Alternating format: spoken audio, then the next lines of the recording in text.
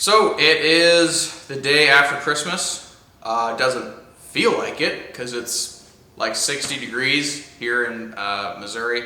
But the goal for today is to get the hood off, get the front of the engine disassembled, take the radiator out, everything. We have everything on the back of the motor completely disassembled, ready to pull. Long story short, what I did to get the turbo out, I just took the two bolts out of the front of the motor that hold the pedestal in, and I cut the Y pipes on the back, and I just took the whole unit out to assist with removal. I do plan on going back into the truck with the turbo installed, so we'll see how that goes. First things first, we gotta clean the shop up today. We're gonna slick everything up, and then we'll probably start with the hood, get the hood off first, and then the front of the motor, and then maybe hook a chain up to it and see if we can pluck it out.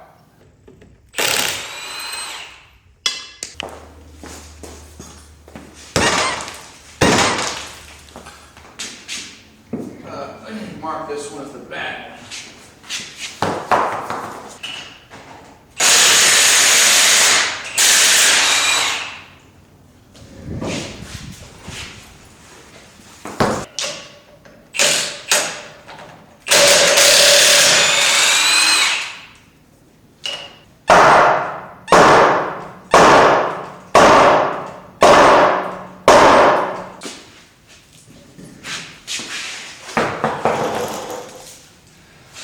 Hardware looks good.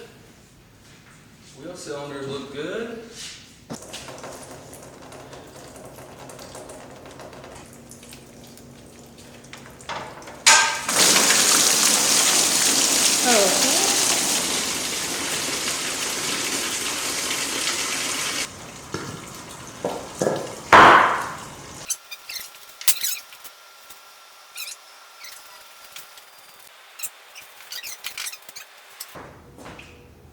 Okay, good? Yeah. I'm hoping that gives us enough room to get that motor out.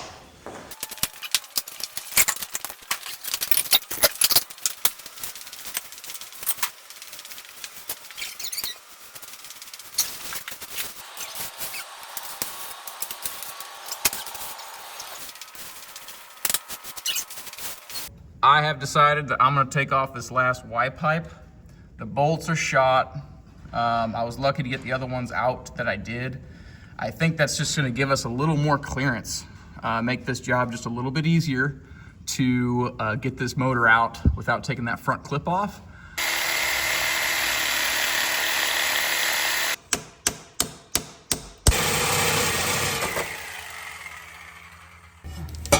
See, they welded that. All right, so you got those two studs right there where the nuts are off of them. Those are your motor mount bolts, 2 on each side, 18 millimeter. Take those two off. You got your fuel lines right there, and you need to mark them. So I put the blue zip tie right here to the blue hose, and the gray hose is on the top one, and you'll see them. If you're lucky, you could get away with using one of these tools, but the best luck we had was with the 3/8 plastic one. We're gonna take this hood off here.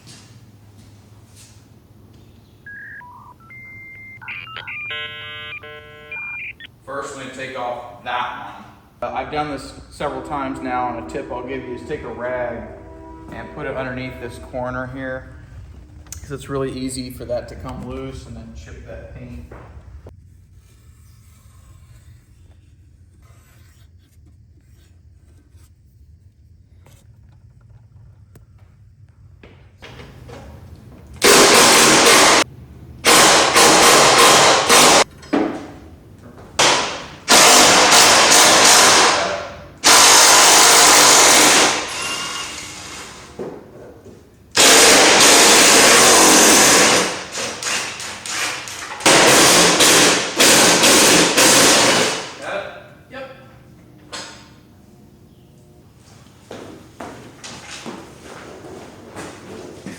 So I think this motor has been pulled out of this truck once before for a couple reasons. One, this number here on the side of the valve cover. I think that's from like a pick and pull. You know, they pull a motor out and sell it. Number two, this harness here is all loose. It's not on the bracket. There's crack in the front cross member there. But anyway, just something I noticed. And to take this off, there is a bolt on the back side right there. So you gotta take that little bolt out in the back right there, and then this will come undone, and we'll unhook this, and we'll just continue to show you what all needs to be unhooked to get this motor out. This is just a tip for when you're disassembling electrical stuff. This plug has a whole bunch of pins. You can see they go in there. Just something I did, put some painter's tape on it. Comes right off, and I get peace of mind knowing that nothing's gonna get down in there.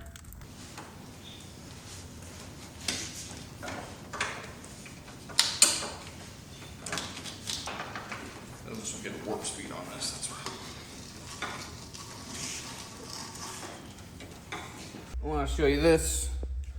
Taking this fan clutch off. It's lefty-loosey, righty-tighty. So, right hand thread, that just means lefty-loosey, righty-tighty. If you don't have a fan clutch puller set, I'd recommend that you get one. I've worked on these trucks a lot and many other vehicles, and it's a really good tool to have. If you don't have one, I've used a crescent wrench to get down in there before, and I've gotten lucky by smacking it with a hammer. But really, if you're gonna be working on this stuff, get yourself a fan clutch set. And this one we already got this one loose, but I'll show you how it works. This one goes on the nut.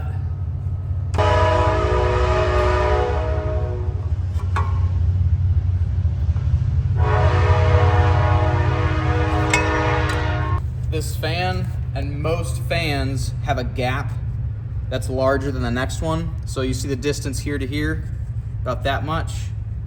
But now we have about double that between this and this. That's where you want to get your tool set up. It gives you some space to work. So I'll just put this down in there. I'm holding that straight, and I just keep turning the fan. I turn it back over to where it's wide, and I keep turning that off. Eventually it'll turn by itself. See, now the nut's moving down in there. Can you see that? And then you're home free. Also, good piece of advice is keep your serpentine belt on while you do this. Don't take it off. Okay. Next up, we got to get this cover off here, which is just, I think, these two bolts at the top, little 5/16. Different bolts for the different, the spring versus like the actual bracket. Alright, fan shroud is off. Okay, so you don't need to take off this little bracket here. I make that mistake every time. I see it and I think it needs to come off. All you need to do to get the radiator out, there's two bolts down there, same on either side. So you take those out, you don't need to take this off, and then the whole thing should just come right out.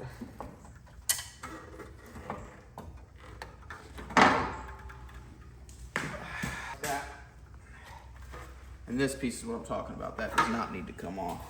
So now that the radiator's out of the way, we can take the fan clutch off.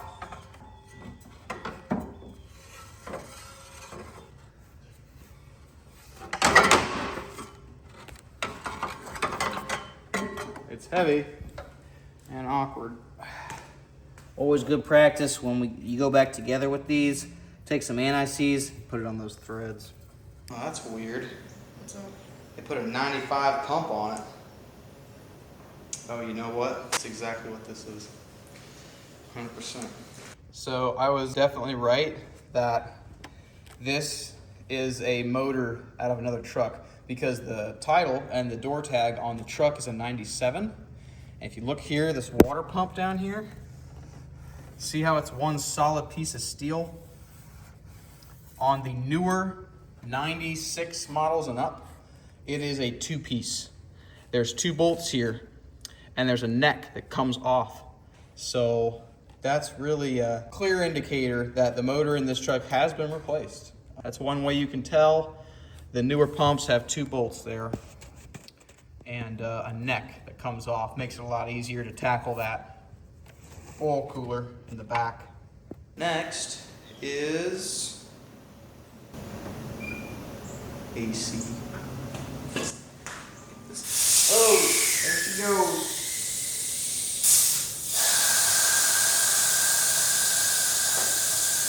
Here, we need 2 crescent wrenches.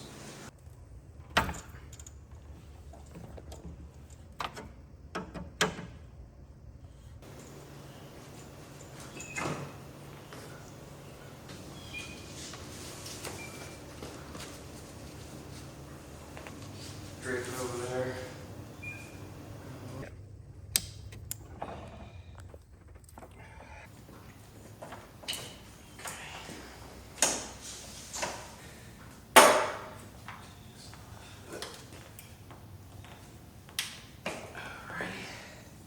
So right now we're getting ready to get, we're at the point of we're gonna get all these brackets pulled off.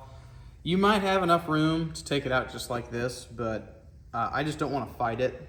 And it's not that much work to take this line off, drain the power steering pump, and you'll get 4 bolts there, 2 bolts there, and then you expose this whole aluminum bracket, and you can take that whole bracket off, and that's going to allow us to spin the motor, and it's just going to help us finagle it to get it out. My first time doing this, and I just don't want to get it stuck up in the air and have to fight this stuff. It's just not worth it to me. So we're gonna go ahead and pull off pretty much all the accessories. Once the accessories are pulled off, we'll double check, make sure all of our hoses and whatnot are disconnected from the motor. There's a ground down there, I'll show you. And once that's out, we'll be ready to hook a chain up to it and lift it out of the truck. Next up, power steering hose. There we go. Got it.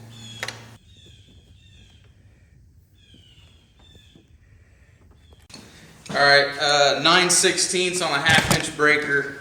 Oops, that's not a 9/16. That is really weird. It's a 15, all right. One, I'm wondering if they switched that bolt out.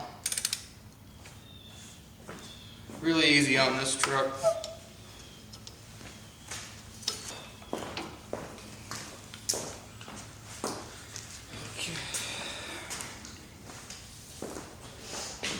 Coolant. Hoses to come undone.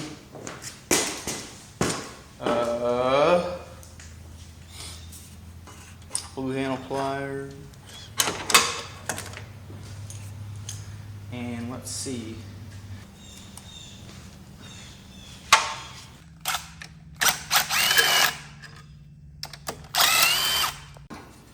Uh-oh, I have to replace this, I think.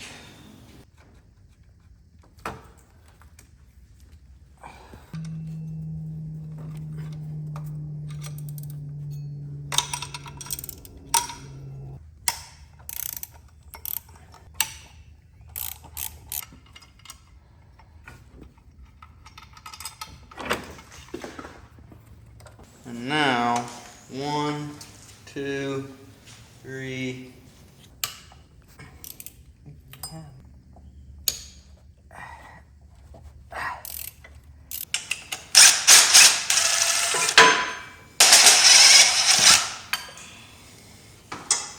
Got it? Yep. Is there any coolant in this thing? I don't think I read this. Tiny bit at the very bottom. It was pretty empty. Alright. Oh, never mind, we're good.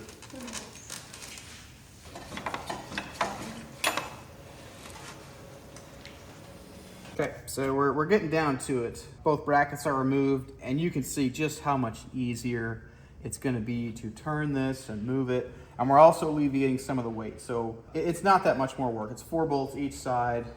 You don't have to take any of the pulleys off. Just take them out. Did want to mention this heater hose over here.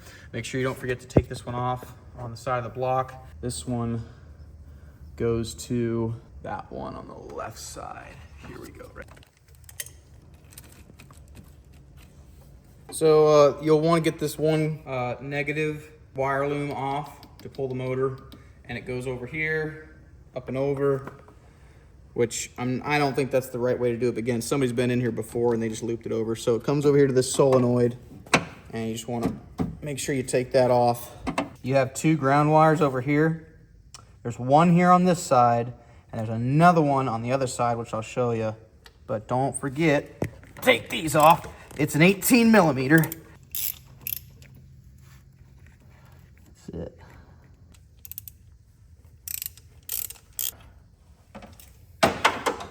Okay, so we're getting ready to pull this motor, and just a FYI, there is a ground strap right there. It hides, and it's really convenient to get it right now while the transmission is out.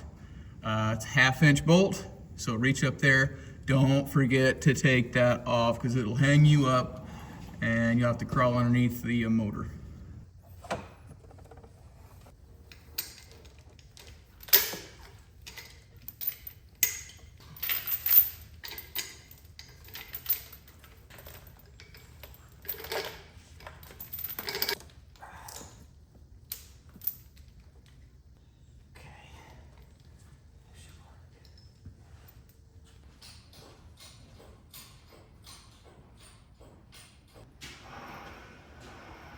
We have to go in quite a ways. We're going to lift the truck up a little bit to get the picker underneath it. Yeah.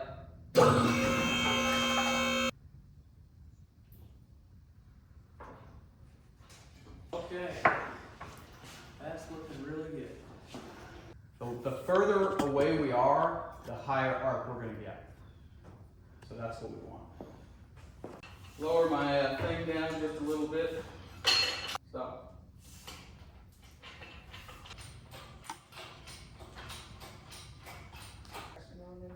Yeah, let it down a little bit.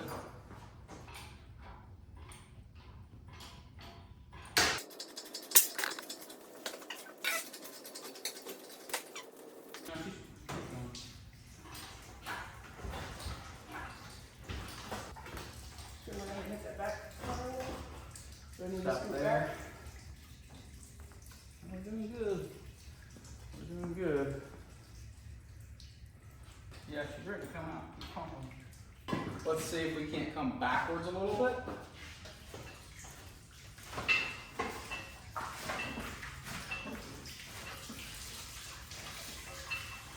Come bro.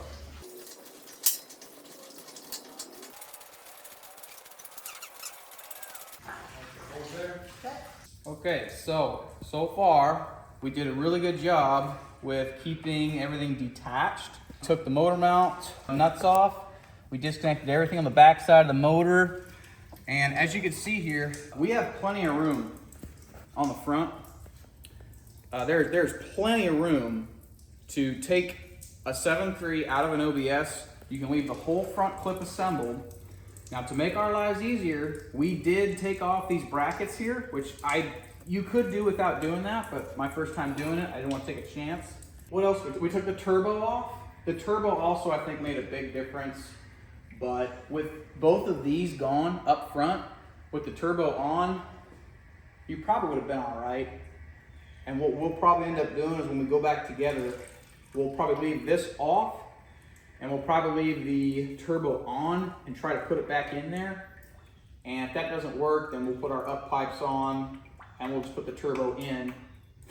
This is a manual, and I would 100% recommend taking off the whole clutch, because these little studs here, you know, the aluminum or magnesium plate that goes in between, we went ahead and took that off as well. But I mean, we just got this out with very minimal fight, but we just, you know, we took the extra time to take off a few more pieces.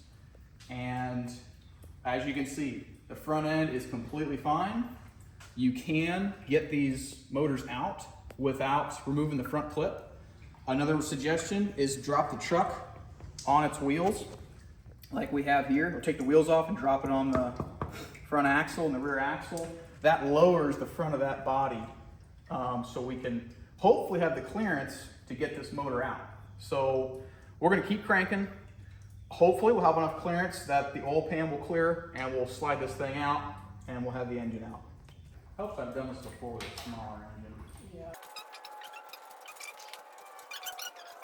I think you're clear. I think we're good. Okay, all right.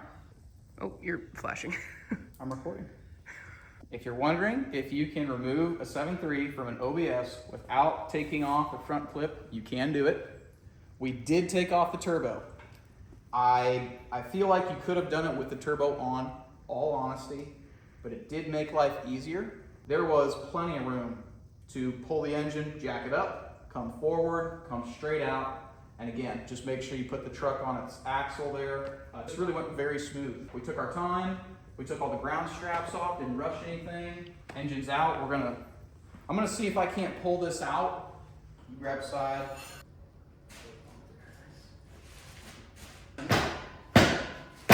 There you go. Okay, now keep.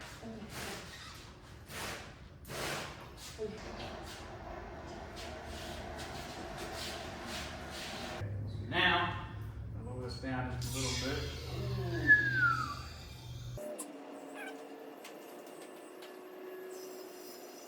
Okay, cool. We'll safe with that. Now, that's much easier on me. Okay.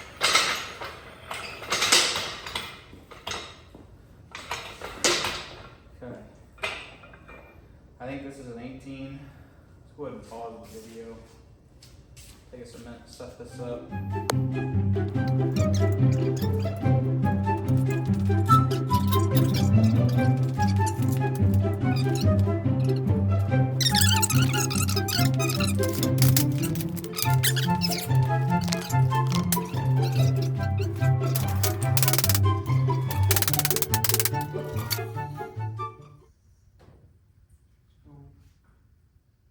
Sagging. Looks a lot better. Yeah. Looks tremendously better. Yeah. I mean, we should be able to. It's working.